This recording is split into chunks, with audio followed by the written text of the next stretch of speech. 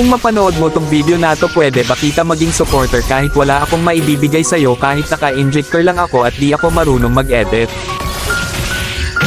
Gusto ko lang maranasan ang pakiramdam ng may humahanga sa bawat video na ina-upload. Sobrang saya kasi pag nakikita mo na may sumusuporta sa'yo kahit na simple lang mga ginagawa mo. Nakakasipag gumawa ng video at hindi nakakasawang mag-upload. Sa panahon kasi ngayon, pag wala kang maibibigay ay malabo ka pansinin ng iba. Sa halip puro masasakit na salita pa ang mababasa mo, nakakalungkot man isipin pero yon ang totoo.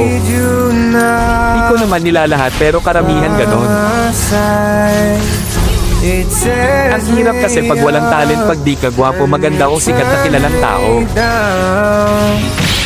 Ang hirap pag di ka mayaman.